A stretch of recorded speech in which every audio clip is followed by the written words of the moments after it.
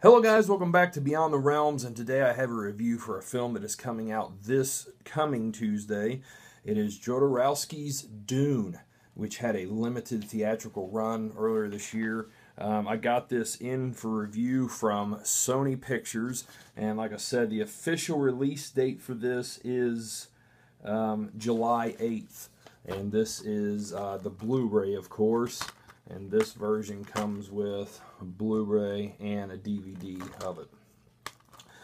For those of you not familiar with this film, there was a film that came out, I believe it was in the late 70s, from David Lynch entitled Dune, which is based after a very ambitious, nearly 900-page sci-fi epic film, which is considered like one of the best pinnacle sci-fi books of all time. Now Jodorowsky, he is a Frenchman. He's from France, and he's most known for two films from the 70s, El Topo and The Holy Mountain. And the only thing I can say, guys, if you have not seen those two films, especially The Holy Mountain, you must watch them. They are quite the experience. I mean, just hallucinatory, trippy film with some of the most eye-popping imagery I've ever seen. And I mean, I'm seriously not stressing that. There are some images in those films that stick with you, and some of them are disturbing, but not so much in a gross way. Just images, it's like, what in the hell am I seeing? But you just can't take your eyes off of it. The guy is an artistic genius. So, you know, he wanted to make Dune into a film in 1975. How he explains it in this is he wanted to create the effects of LSD without having to take the drug. He wanted to change people's perceptions on things through this movie. And once he got the script down, he says in this, he's like, I needed my spiritual warriors. He didn't need just people that wanted to work on this film. He needed people that he could connect to spiritually, people that wanted to live and breathe and possibly die to make this film. That is what he wanted. That's how dedicated Jodorowsky was when he made films. So he set out, and the first guy he came across is Mobius, which is this artist. He saw his art, and he was absolutely floored by it. And then after that, he ended up, who was it? Trying to think who. Oh yeah, the guy's name was Doug Trumbull, I believe that's what it was, from 2001 Space Odyssey, the guy that did effects on that. And he talks about how the guy was very conceited, very off-putting, and you know, Jodorowsky really wanted him to do the effects on this film, but after meeting with him, he realized there was no way that was going to happen. So then he saw John Carpenter's Dark Star, and he saw Dan O'Bannon did the effects for that. And yes, it is the same Dan O'Bannon who did The Return of the Living Dead in the 80s.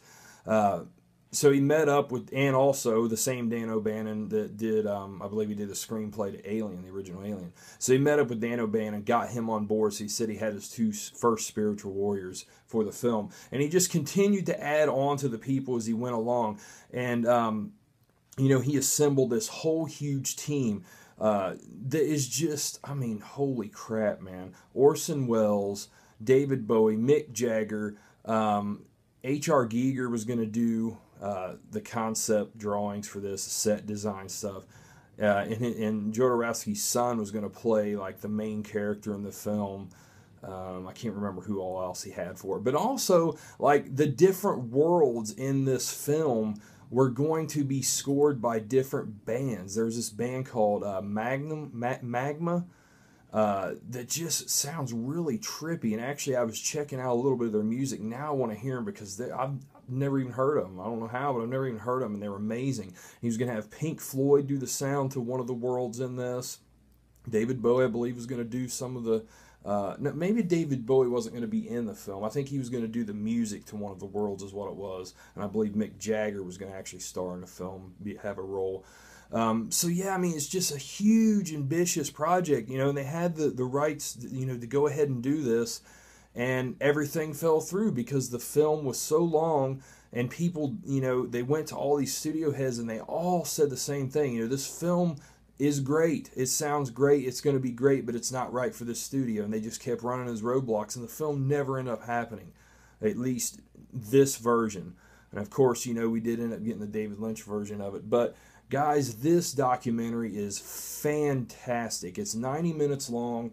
And, you know, Jodorowsky talks, you know, they're basically interviewing him the whole time and other people that are still alive that are involved with the film. It's just amazing, guys. I mean, this thing is absolutely incredible.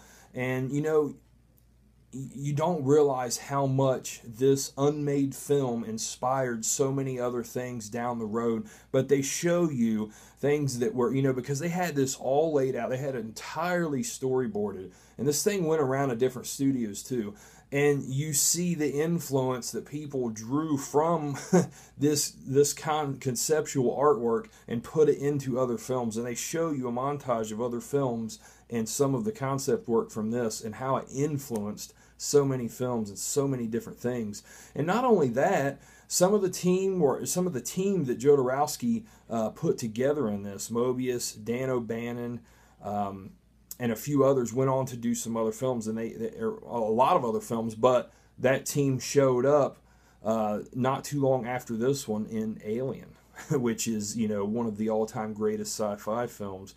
And that's all those guys that were put together by Jodorowsky, and they carried over into Alien, which is pretty amazing.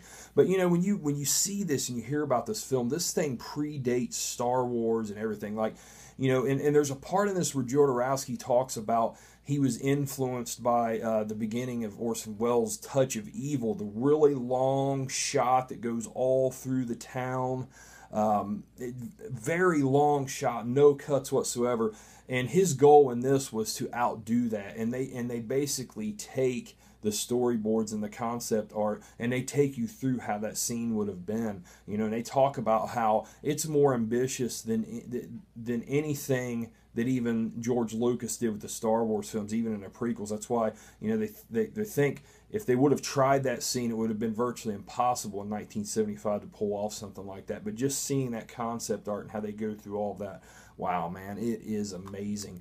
Guys, this, you know, they call this the greatest movie that was never made. And after seeing this and hearing about the whole story and how it was going to be, holy crap, man, it's a real shame that this never got made. You know, Jodorowsky, he's 84 years old now, and he talks with so much passion, so much conviction, and, you know, he just really wants to make, you know, when he makes a film, you know, it's like he says, this is my dream. You know, he doesn't want studio interference. He doesn't want producer interference. And I think that's why he has such small output of films. He won't just settle. He would rather not do the project than to have somebody come in and getting their fingers in everything he does. You know, he says, this is my dream. This is not your dream. You cannot change my dream. It makes sense. And when it shows that part, him talking like that, I mean, just the passion coming off this guy. I mean, it's no wonder the films that he makes, you know, or made, left such an impact. And I also found out through watching this that he has since done another film, which I did not know about. And I saw the title on the screen, but I cannot pronounce it. It's a long French name. I don't even know what it is, but I want to look it up now, and I definitely want to see it because it's his first film in many, many years. But guys, like I said, this comes out this Tuesday.